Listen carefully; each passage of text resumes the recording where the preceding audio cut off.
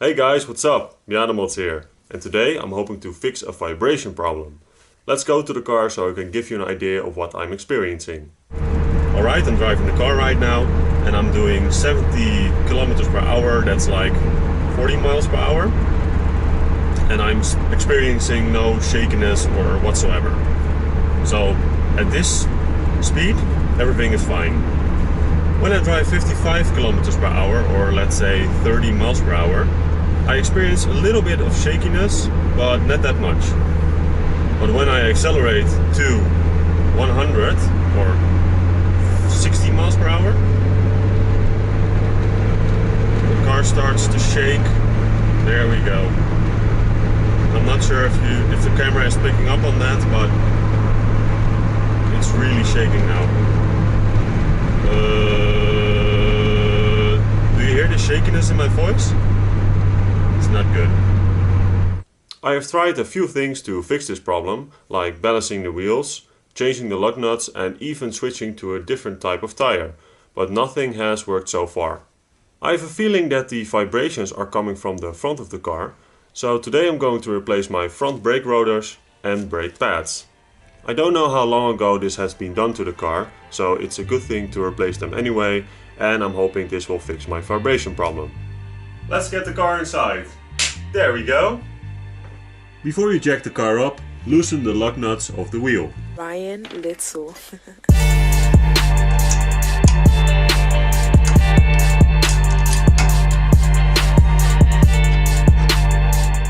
Jack the front of the car up using the front cross member. Do not use the oil pan. Place a jack stand on the side that you're working on and leave the jack as a backup. After that we can remove the first wheel so we can access the brake rotor and pads. The next step is to remove the wheel.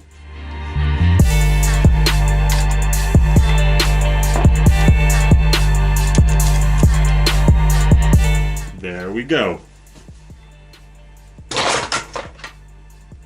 To make the job a little bit easier, it's a good idea to turn the wheel so the bolts in the back are easier to reach. Spray some penetrating oil on all the bolts in the back and let it sit for a couple of minutes. This will make removing the bolts a little bit easier.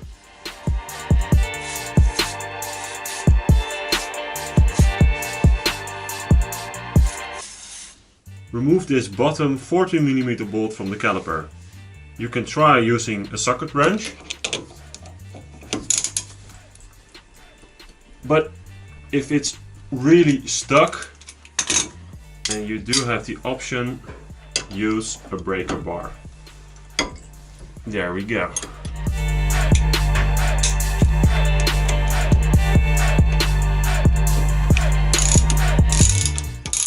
After a while it will not go any further, then you need to get a flathead screwdriver and just pry it out.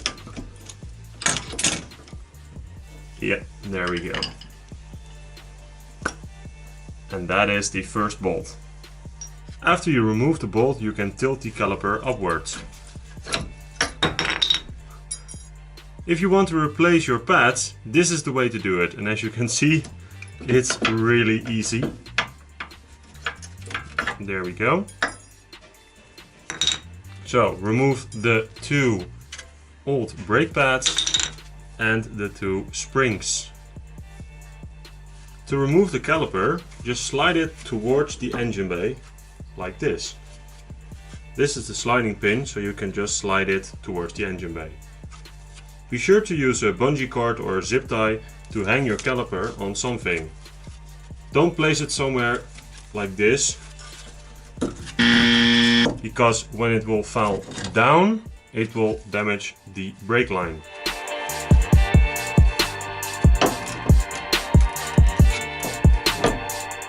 This is also a good time to inspect the caliper and especially the rubbers.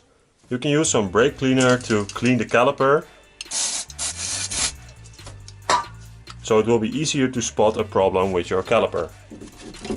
My rubbers seem to be okay, and so does the piston, so this caliper is looking fine. The next step is to remove this caliper bracket. And you can do that by removing these two 14mm bolts.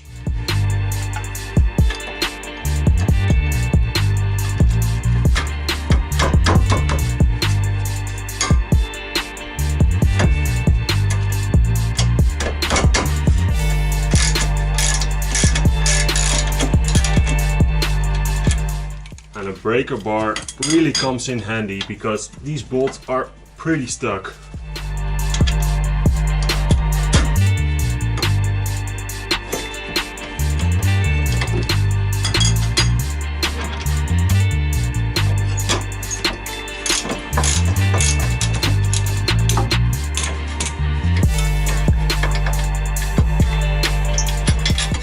And there we go. Now we can remove the old rotor. If you're lucky like me, it's already loose. But if it's stuck, you can use a hammer and then hit it all around the rotor and eventually it will pop loose. Alright, so this is the old rotor and it looks pretty disgusting.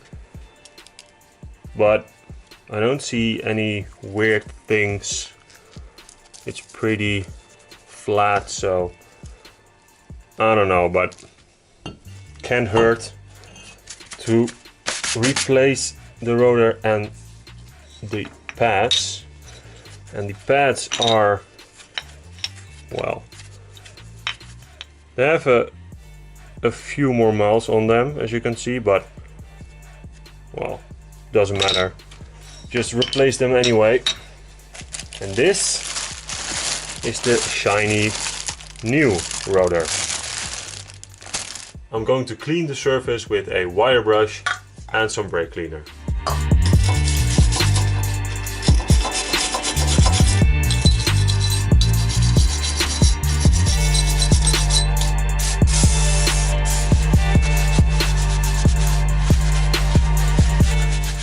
I'm also going to clean this caliper bracket.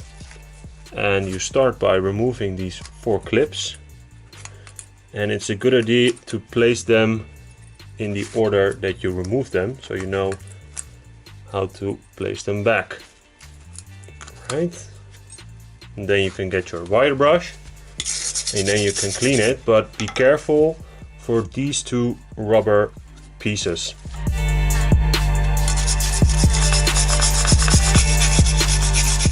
Alright, that's much better. Now for the clips. Much better. I'll finish it off with some brake cleaner to remove the dirt.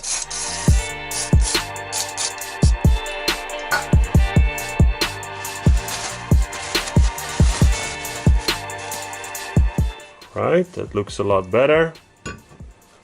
And I'll do the same with the clips.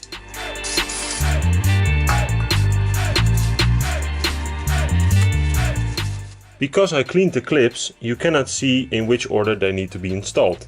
But it's pretty easy. You have 2 left clips and 2 right clips. And these thingies need to be on the outside of the caliper bracket. So let me show you.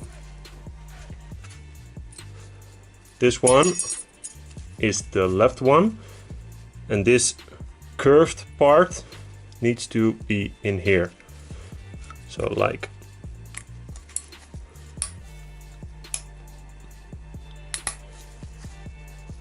this.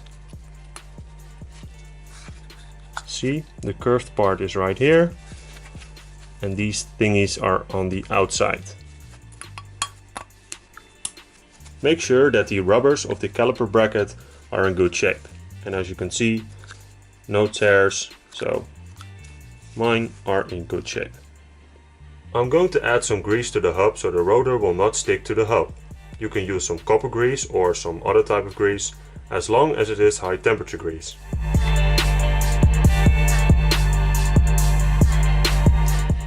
To keep the rotors from rusting, they add a coat of oil. If you don't remove the oil before mounting the rotors, the first few times you'll brake, you will not have much stopping power. So it's important to clean the rotor with some brake cleaner before you install them on the car.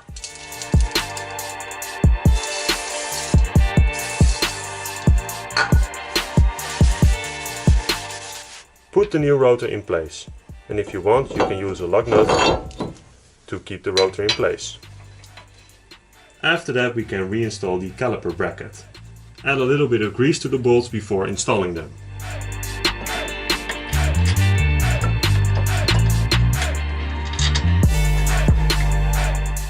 Tighten the bolts to 40 foot-pounds or 55 Newton meters.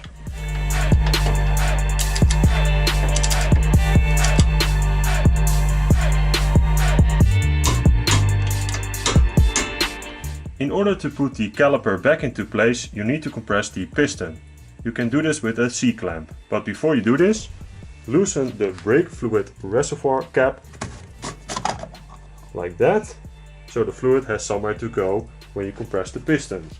So this is the C-clamp I have, but I did not have enough leverage to push the piston back in, so I had to come up with a different solution, and that is a spring compressor. And with that I could compress the piston fully, and now I can install it on the caliper bracket. So make sure you have enough leverage with the C-clamp you're going to use. If you have a C-clamp that has enough leverage, this is how you can compress the piston with a C-clamp. Quick tip, use an old brake pad to make compressing the piston a little bit easier. Before you install the caliper, install the new brake pads and the spring tensioners. Don't forget to add some grease on the ends of the brake pads.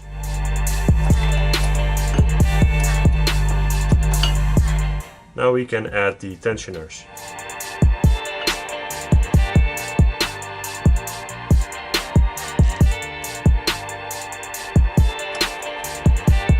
If you don't have the tensioners, you need to buy them, because they will make sure that there's always a little bit of room between the brake pads and the brake rotor.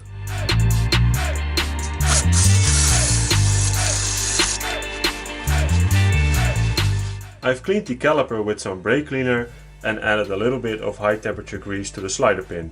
Now we can install the caliper.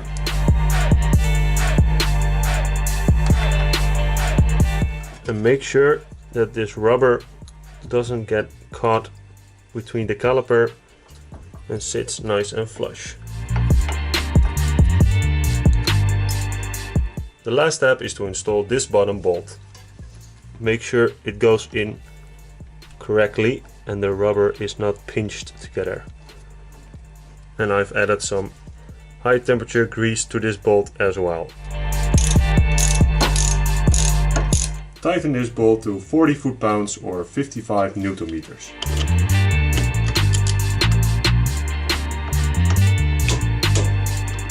It's best to degrease the rotor one last time with brake cleaner so all the contaminants are removed. This side is now done, so we can put the wheel back on and do the other side.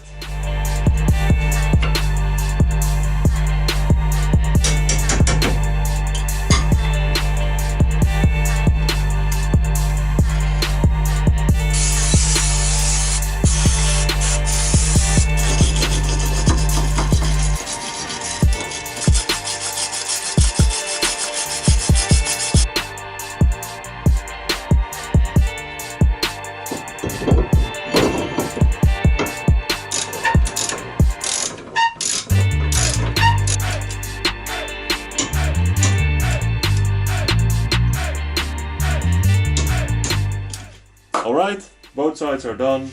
Don't forget to put the cap back on the brake fluid reservoir and tighten the lug nuts of both the front wheels. The final step is to break in the new pads and rotors. Now the instructions vary, but I would recommend doing 5 to 10 stops from about 25 miles per hour or 40 kilometers per hour. This will make sure that your brakes will perform up to par. And on a side note, I hope my vibrations are gone. So let's try it out.